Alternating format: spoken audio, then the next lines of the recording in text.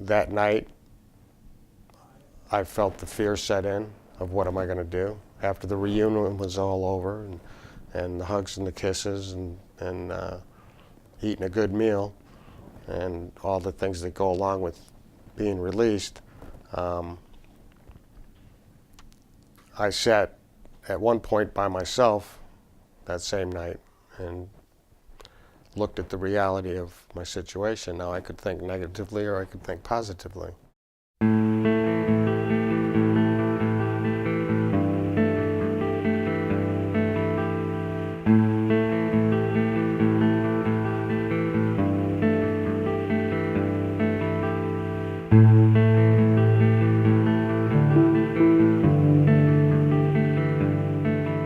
I was the youngest. I have two older brothers and an older sister. It was a good upbringing. My mother died when I was 12. However, she had a brain aneurysm, and that was a devastation to the whole family. That was the age when I started experimenting also with marijuana. And so when Mom left, I kind of left also and retaliated against the family life. I got away from the drugs, not through any support system at that time, but I just realized that's not the path I wanted to take. I also started my own business, painting and remodeling business. I enjoyed that. I enjoyed hiring people. I enjoyed being the boss and being in charge, and that kept me very busy and focused. So I stuck with that for 17 years. Through that painting company, I had a nonprofit program for high school and college level art students. I would hire these kids to go in and paint animated wall murals in children's facilities, doctors' offices, and so forth. So they would have a job with a supervisory position and money to start college with. Got married. I was married 13 years. Have 3 children. Then I got divorced. I started dating a woman, and she invited me and my 3 children out to not Connecticut, Iowa, to visit her family, and I did that. And on my way down there, she knew of the program that I run. She knew that I worked with learning disabled kids or troubled teens and young adults through this program, and she had a 14-year-old daughter that she said was just uncontrollable. So she asked if I could sit down, if I, through the weekend, had time to sit down and talk with her, just sit down and talk with her. I did that. On the last night that we were there, we went down Friday, came back Sunday, and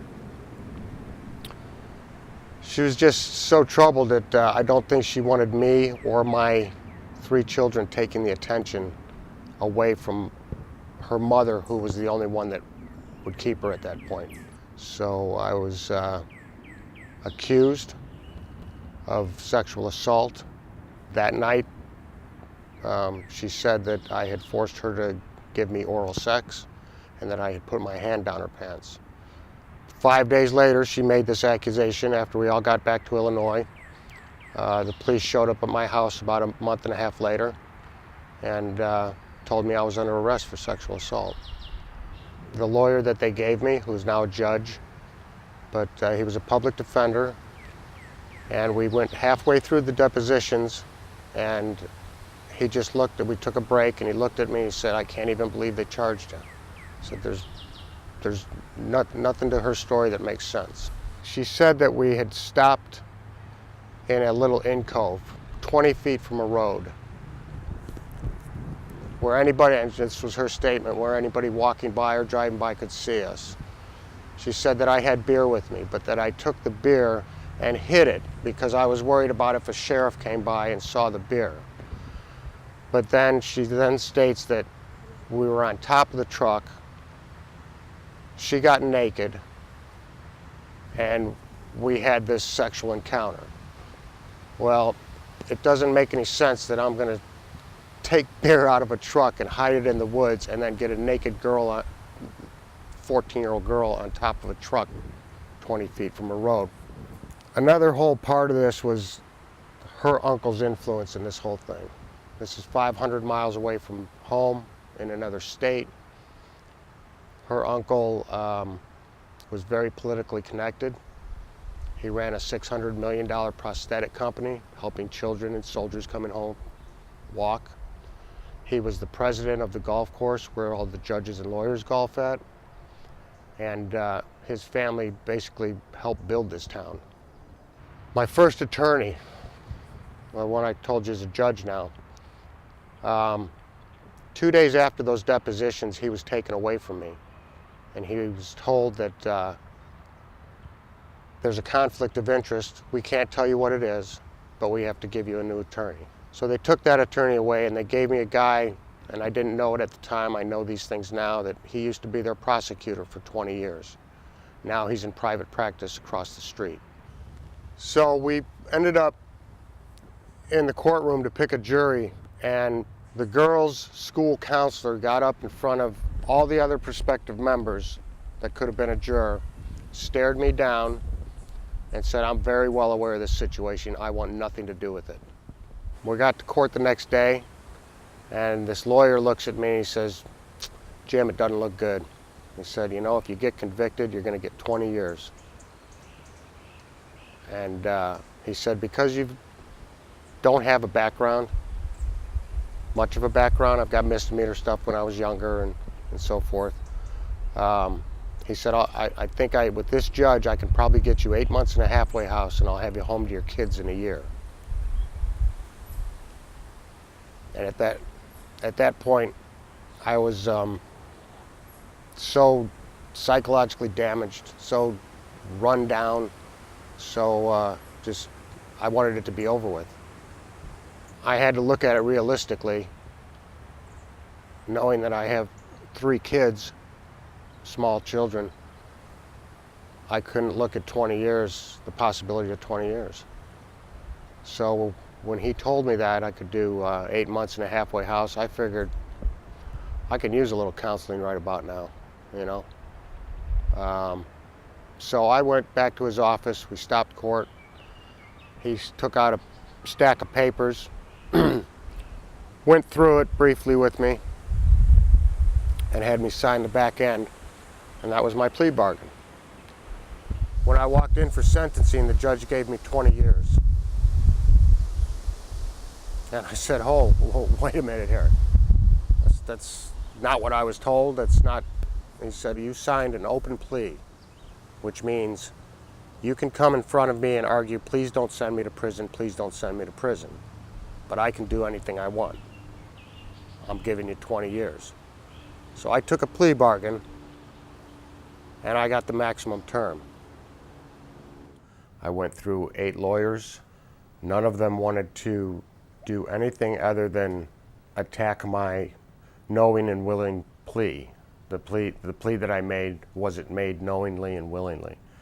And that issue had already been beat to death in my arrest of judgment. I thought about running, and then I thought about running for the rest of my life. And I thought about the fact that at least if I'm locked up, my children can come see me and talk to me.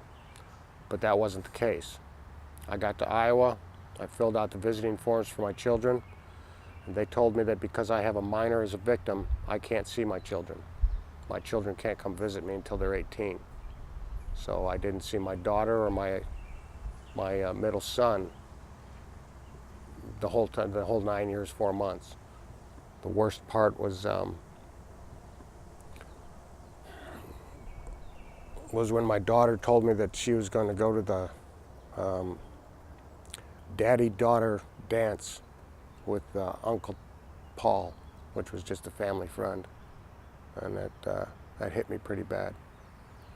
My middle son also got hit by a car going 45 miles an hour, and he was hospitalized for a few months. I couldn't be there for that. I was in a maximum security penitentiary with a 40-foot wall, and when you get in there, you just have to realize that you can't control anything on the outside. You can't help them, you can't be there for them, and that was the worst of it. I spent 9 years, 4 months in prison. Now I'm out, and my life is a living hell, pretty much, because of the sex offender registry that I now have to abide by. So trying to find a place to live is, it's not where I want to live. I have to take what I can get. I cannot live within a 500 mile or 500 feet radius of a school, park, or playground. I have to register with the town that I go to, and they check on me, as it is right now, every quarterly. So every 3 months they come and check on me. I can't get a job. I can't work anywhere where children come in. So I couldn't work at Walmart as a greeter, or any other place that has children coming in. I could be a bartender, but then again, I'm trying to be sober. I'm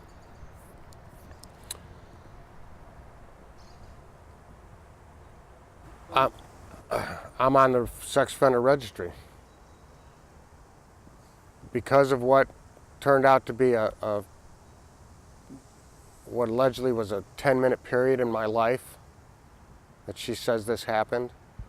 I am what's called a Tier 3 registered sex offender. They have me with the worst of the worst. People start talking about it like it's going to save the world and thousands of children and so forth, and I'm for anything that's going to save the world or thousands of children. But this registry just, if somebody wants to harm a child, they're going to harm a child, whether they're 500 feet from a school, park, or playground or not. So I think it's very disruptive to people who are trying to get on with their lives and they're truly trying to be a better person. So that's what I live with. I'm in society, but I am certainly not a part of society. I will never be allowed to be a part of society.